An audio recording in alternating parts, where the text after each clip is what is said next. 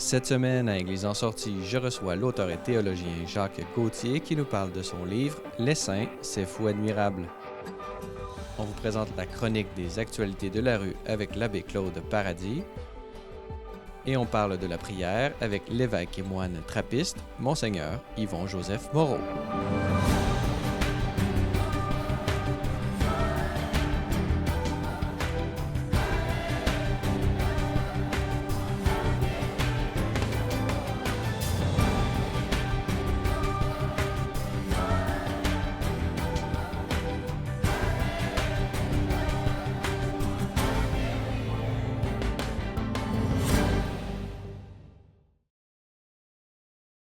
Bonjour mesdames et messieurs et bienvenue à Église en sortie. Aujourd'hui à l'émission, nous allons traiter des saints et du sanctoral, on pourrait dire. Et pour nous en parler, nous avons avec nous en studio le théologien Jacques Gauthier. Bonjour. Bonjour.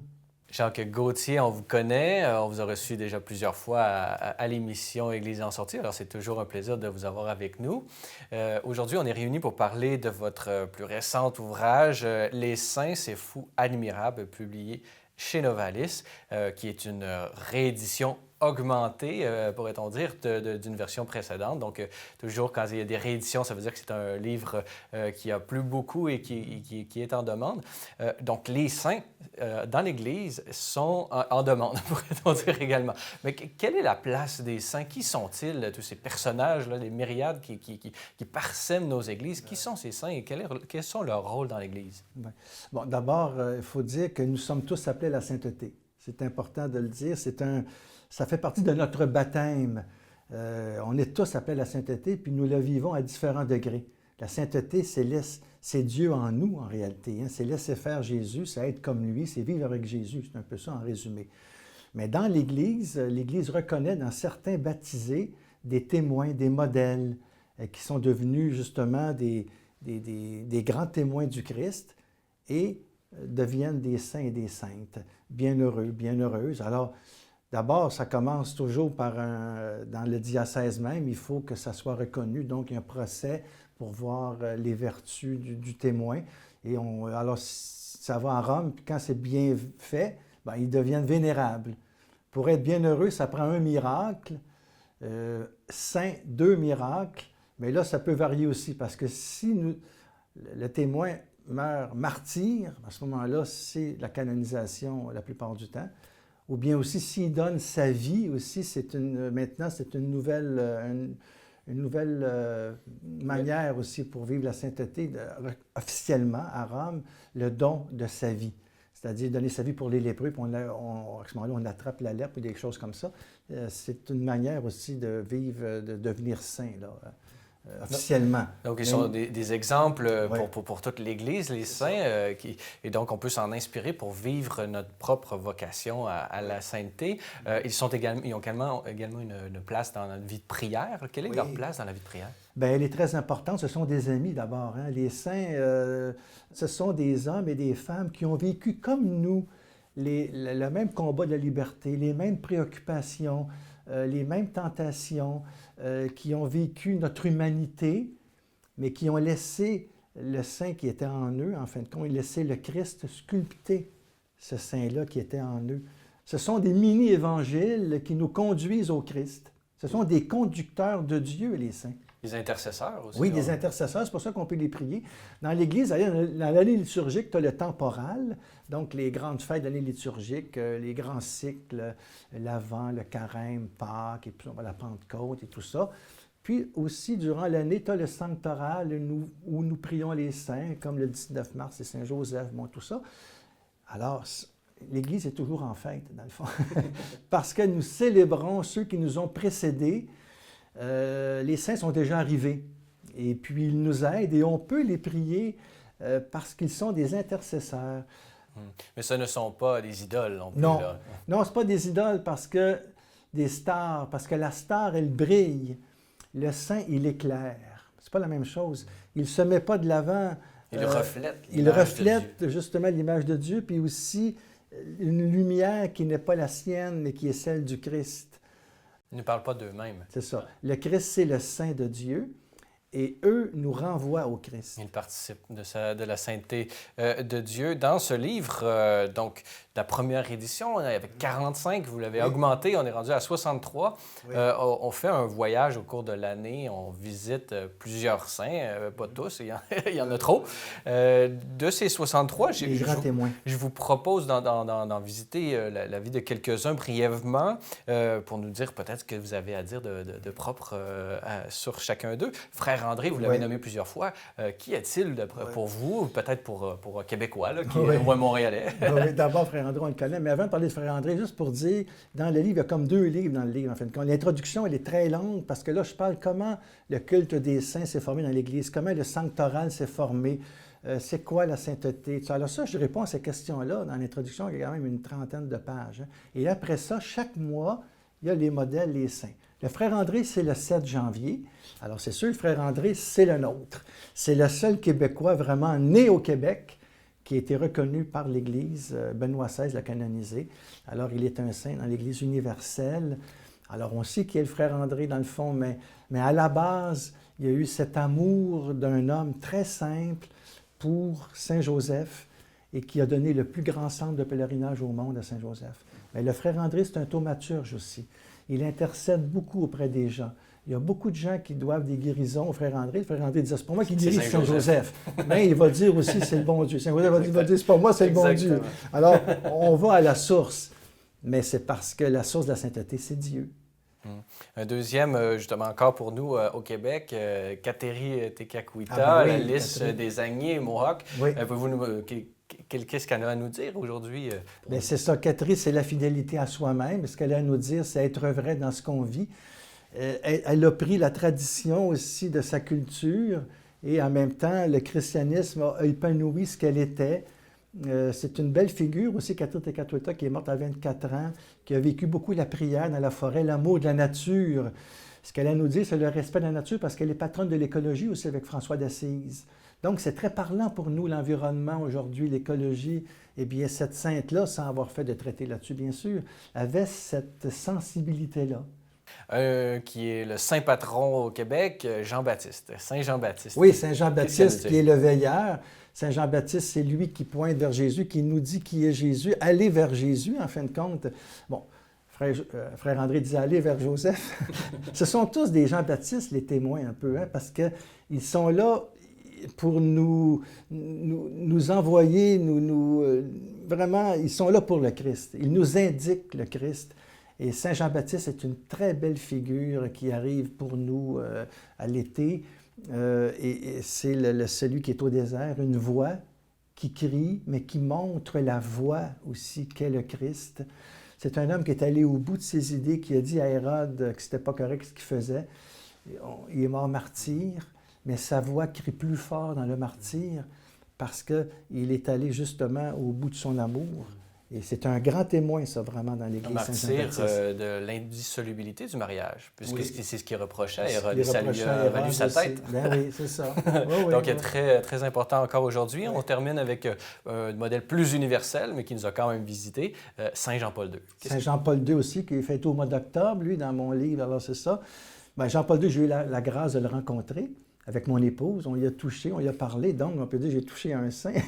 Et c'est très beau parce que c'est un homme aussi, un témoin, un bloc de prière qui a fait beaucoup pour justement l'éradication du communisme sans que ça soit nécessairement direct. Le mur de Berlin est tombé, un peu aussi l'action de Jean-Paul II qui était vraiment un homme d'évangile, qui a ramené l'espérance à l'Église, qui a décomplexé un petit peu aussi la façon de dire sa foi. Il y a toute une génération Jean-Paul II. C'est un très beau témoin, Jean-Paul II, et on n'a pas fini de le découvrir. Il a développé toute une théologie du corps. C'est un homme complet, concret, qui était habité aussi, profondément.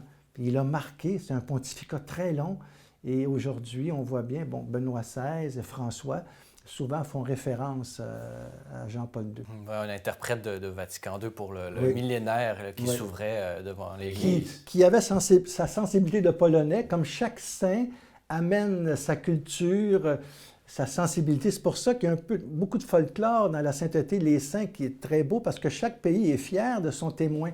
Mais le pays représente aussi ce qu'il y a de beau dans le pays. Je pense à Charbel, aussi Malkouf, au Liban, qui va apporter tout ce qu'il y a au Liban. Jean-Paul II, la Pologne, Frère André, le Québec, et Catherine avec les Autochtones. Alors chacun, dans sa culture, vient comme... ça s'épanouit, ça. L'humanité profonde du saint, la culture, l'histoire s'épanouit, je dirais, en fleurs de sainteté. Pour ceux de nos téléspectateurs qui voudraient justement lire, en apprendre davantage et se procurer votre ouvrage, où est-ce qu'on peut se le procurer? Il est dans les librairies, là, maintenant, là, il n'y a pas de problème, il doit être un peu partout. J'imagine qu'on peut le commander aussi sur Internet, sur le site Novalis. C'est ça, Novalis. Il est publié en France aux éditions des Béatitudes, mais c'est Novalis qui est l'éditeur principal ici. Puis je suis très content d'ailleurs de leur page couverture en passant. Justement, on la voit en ce moment même à l'écran. Jacques Gauthier, je rappelle que vous êtes l'auteur de ce livre « Les Saints, c'est fou, admirable », publié chez Novalis. Alors, merci beaucoup d'avoir accepté notre entrevue aujourd'hui. Merci, merci.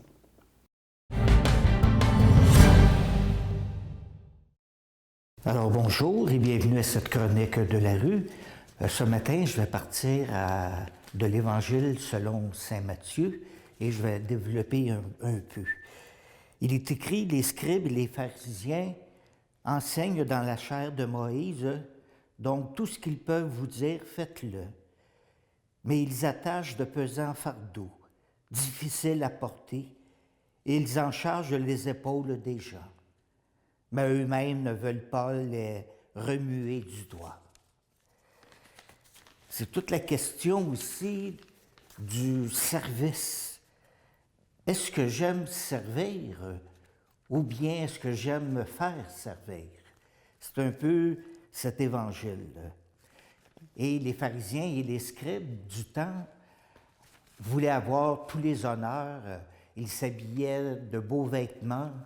Ils avaient tout. Aujourd'hui, on peut dire que c'est un peu la même chose. Il y a des pharisiens, il y a des scribes. Il y a des gens qui ont beaucoup de choses, il y en a qui en ont très peu. Alors, quel est l'esprit de service?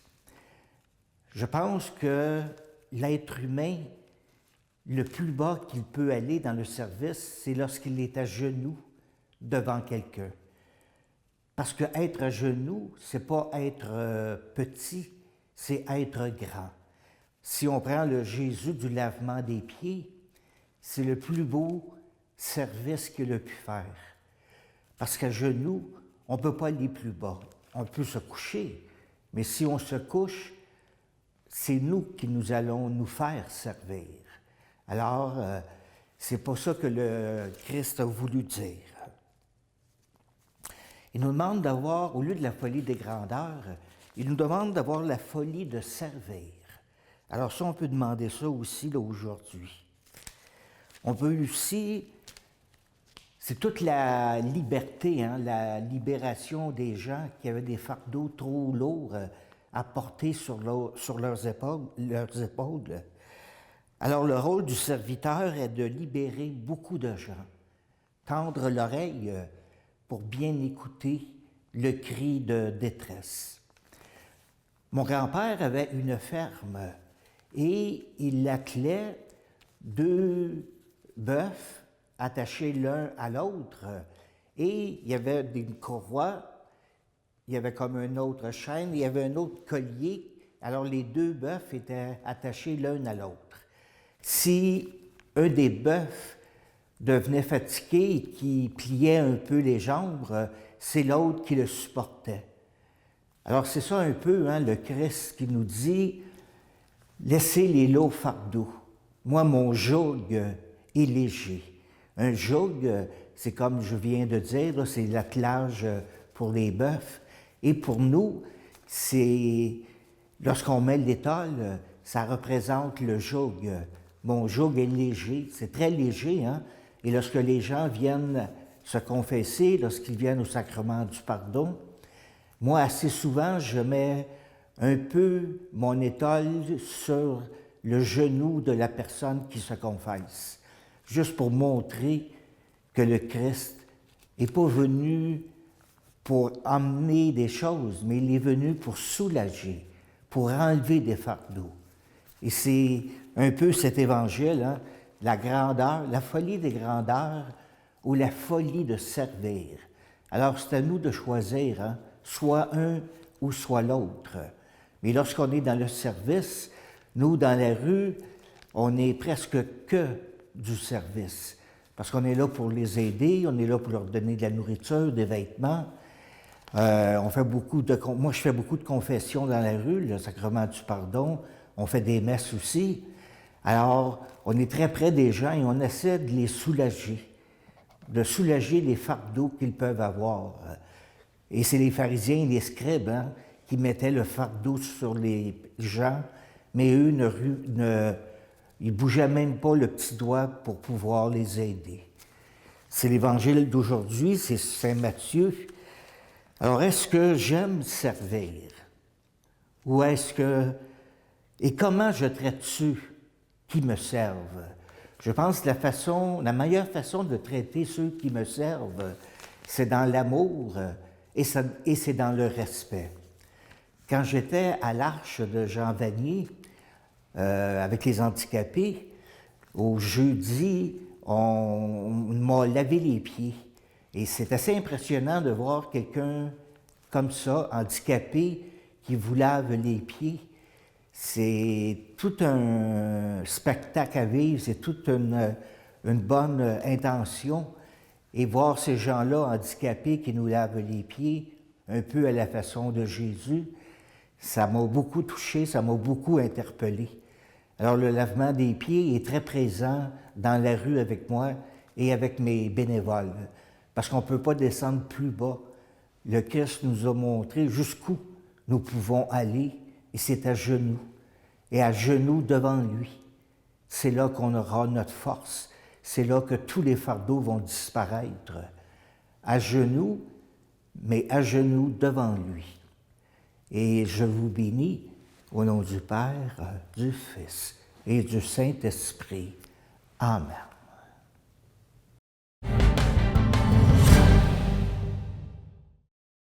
Dans cette troisième partie d'émission, nous avons la joie d'être en compagnie de Monseigneur Yvon-Joseph Moreau. Bonjour. Bonjour, Francis.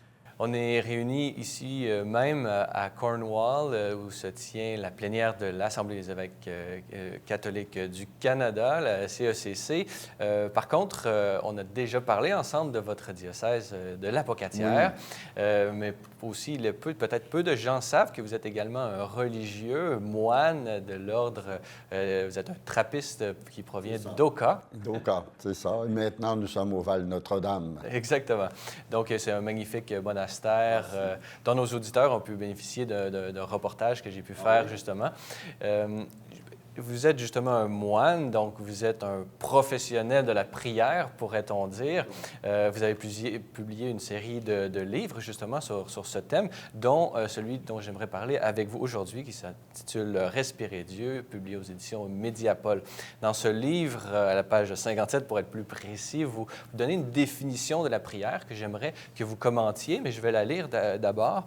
Selon vous, prier, c'est être avec Dieu en l'aimant, en me découvrant aimé de lui, en recevant de lui une invitation à aimer comme lui, en apprenant de lui et en accueillant de lui la capacité d'aimer comme lui. Donc, on voit la dimension relationnelle de la prière. Pouvez-vous nous parler un peu justement de cette définition? Bien. Cette définition m'est venue progressivement. Non pas que je sois un professionnel de la prière, comme vous l'avez dit. À mon sens, il n'y a qu'un professionnel de la prière, l'Esprit Saint. Nous demeurons, je crois, toute notre vie des apprentis. Mais de plus en plus, j'en suis venu à découvrir que la prière, c'est finalement cette présence à Dieu qui nous est lui-même le premier présent. Hein? Donc, être avec Dieu en l'aimant. Parce que j'ai longtemps aimé la définition de Sainte Thérèse d'Avila. Charles de Foucault aussi la reprend, disant que prier, c'est penser à Dieu en l'aimant. Mais je trouve que ça donne une dimension plus intellectuelle. C'est juste, mais il me semble que ça doit descendre dans tout notre être. Et prier, donc, c'est être avec Dieu en l'aimant, hein? En me découvrant aimé de lui. Et si je me découvre vraiment aimé de Dieu, donc ma prière sera dans la confiance, nécessairement. Hein. Ce ne sera pas pour convaincre Dieu de me vouloir du bien. Je serai convaincu d'avance que Dieu ne me veut que du bien, puisqu'il est un Père qui m'aime. Hein. Donc, et de là, me découvrant aimé, bien, je découvre aussi l'invitation à aimer comme Dieu nous aime. Hein. Donc, la prière, ce n'est pas quelque chose qui isole. La prière, bien comprise, ouvre aux autres, elle ouvre à la communion, donc une communion avec Dieu qui devient une communion avec nos sœurs et nos frères, et un accueil de la charité de Dieu qui nous transforme et qui s'exprime en charité aussi envers les autres. Oui. Donc, justement, dans ce livre, magnifique livre, sur la prière, intitulé « Respirer Dieu », il se divise en deux parties. Oui. Dans la première, on pourrait dire que ce livre répond à la grande question « Pourquoi prier? » Ou, comme on dirait dans le langage populaire, « À quoi ça sert prier? » Dans la première partie, justement, qui s'intitule « La prière dans tous ses éclats », formule poétique, vous déclinez les différentes façons, justement, de prier. Pouvez-vous justement nous parler de quelques-unes de ces façons? C'est-à-dire, j'essaie de montrer comment la prière peut s'exprimer selon les circonstances de la vie. Hein. Elle peut, par exemple, naître d'un émerveillement. Hein. Je pense qu'il y a un des textes, là, « Tu fais prier la fleur », devant une fleur que je trouve magnifique, devant la beauté des arbres à l'automne, tout ça. Comment transformer ça en louange vers le Dieu créateur? Hein? Il y a d'autres prières qui sont davantage de développer, je dirais, l'attitude filiale en nous. Et je pense que c'est d'abord ça, la prière. D'ailleurs, je disais tout à l'heure qu'on n'est pas des professionnels de la prière, il n'y a que l'Esprit Saint. Et Saint Paul dit dans l'Épître aux Romains, c'est merveilleux, il dit « L'Esprit Saint vient en aide à notre faiblesse, car nous ne savons pas prier comme il faut. Hein? » Donc, comment nous avons toujours à compter sur l'Esprit Saint. Et je crois que l'Esprit Saint, j'en suis convaincu, veut développer en nous les attitudes. L'Esprit Saint, c'est l'Esprit promis par Jésus. Donc, il veut développer en nous les attitudes qui étaient dans le cœur de Jésus, les dispositions qui étaient dans le cœur de Jésus, des dispositions filiales et des dispositions de don et d'abandon à Dieu aussi. Et comment une personne, concrètement, dans le travail, dans la vie quotidienne, peut-elle justement incarner cette disposition? Comment? Je pense que c'est de réaliser que la prière n'exige pas toujours beaucoup de mots. Hein? Autrefois, on parlait des expressions, des oraisons jaculatoires, qui sont comme une flèche qu'on lance vers Dieu, hein? Une pensée. Bon. Et je suis sûr qu'il y a des gens qui prient comme ça chaque jour. À un moment donné, soit pour demander de l'aide, soit pour louer le Seigneur, soit pour leur dire de la reconnaissance, des choses comme ça. Bon. Mais je pense que ce qui peut aider, c'est ça le sens de la deuxième partie de ma prière, respirer Dieu, c'est de découvrir comment la prière, c'est un don de l'Esprit et comment c'est d'abord l'Esprit Saint qui prie en nous, comme le dit saint Paul. Hein? D'ailleurs, cette partie-là du livre m'a été inspirée au cours de l'année de la foi, en 2012-2013. Vous savez, cette année de la foi qu'avait décrété le pape Benoît XVI et qui a été poursuivie par le pape François. Et on m'avait demandé de donner des conférences sur la prière, justement pensant que j'étais un spécialiste. Mais toujours, je prenais soin de dire que le spécialiste, c'est l'Esprit Saint. Hein? Mais j'essayais de faire dire qu'il faudrait prendre conscience que cet esprit-là, il nous est donné. Hein? Et que cet esprit-là est présent en nous. Et l'esprit, dans la langue hébraïque, c'est le souffle. Et comment il se marie, en un sens, à notre souffle. Hein? D'où l'expression respirer. Respirer Dieu, c'est ça. Donc, c'est respirer Dieu, et je dirais découvrir comment, en un sens, l'Esprit de Dieu respire en moi. Hein? Et à ce moment-là, je pense que ça peut m'accompagner durant toute ma vie, pas toujours au niveau conscient. Hein? C'est là que je dis que c'est pas penser à Dieu, c'est surtout être avec Dieu en l'aimant. Donc, l'Esprit Saint peut nous aider à développer cette attitude-là, mais nous avons aussi des choix à faire, c'est-à-dire nous avons à correspondre aux dons qu'il nous fait. Hein? Et c'est là que je dis que la prière, tout simplement, peut, à un moment donné, au rythme de notre respiration, être simplement une parole qu'on dit à Dieu. Tu sais. D'ailleurs, ça s'inspire de la longue tradition orientale de la prière qu'on appelle au nom de Jésus. Hein. Seigneur Jésus-Christ, Fils de Dieu vivant, aie pitié de moi, pécheur, hein, qu'on dit au rythme de la respiration. Mais on peut trouver d'autres formules beaucoup plus simples. Ça peut être, Saint Paul dit que l'Esprit dit en nous, Abba, Père. Hein. Ça peut être au rythme quand j'inspire, dire Abba, qui est un petit peu comme un cri d'appel vers le Père. Moi, je vois ça de même. Je me souviens, un jour, j'étais à Nazareth et j'ai entendu voyais un petit bonhomme plutôt courir derrière son père et crier Abba. Hein? Je me dis, il faudrait être comme ça devant Dieu. Hein? Ce cri vers le Père et Abba, Père, j'expire dans la confiance. Je sais que mon Père va m'accueillir, qu'il me veut du bien. Hein? Et j'ai montré ici comment d'autres formules peuvent me venir à partir de ma lectio divina, c'est-à-dire de ma lecture priante de la parole de Dieu. Hein? Supposons qu'un matin, tu as médité, par exemple, la parole de Jésus qui dit « Je suis le chemin, la vérité et la vie ». Hein? Bien, durant la journée, je peux des fois reprendre cette parole-là. Hein? Et dans mon cœur, tout simplement. Et ça, je peux dire ça même en conduisant ou en faisant bien des choses. Hein? Je peux dire au Seigneur, oui, pour moi, tu es le chemin, hein? La vérité, la vie. Et je peux ajouter, bien sûr, si je veux, une réflexion sur ça, comment ça se manifeste dans ma vie que Jésus est mon chemin. Hein? Mais donc, en arriver ici à dire, ben, je veux, Seigneur, je voudrais que toutes mes respirations, hein, d'ailleurs, le curé d'Ars dit ça dans une de ses prières, je voudrais que toutes mes respirations, Seigneur, te disent, je t'aime. Hein? Et on a quelque chose de semblable aussi chez Tecatuta, qui dirait, je voudrais que ce soit juste Jésus, ma prière, au rythme de sa respiration.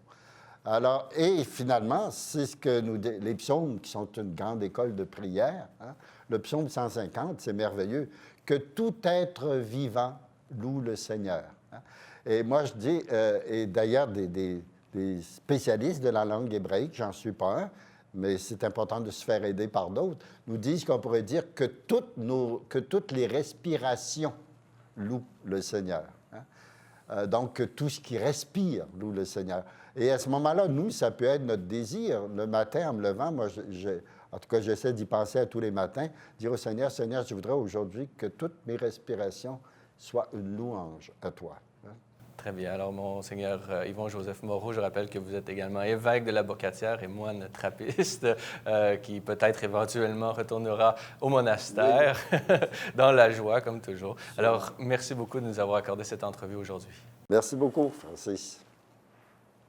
Voilà, c'est tout pour aujourd'hui. N'hésitez pas, si vous avez des questions ou commentaires, vous pouvez m'écrire à l'adresse qui apparaît à l'écran. Revenez-nous la semaine prochaine pour un autre épisode d'Église en sortie.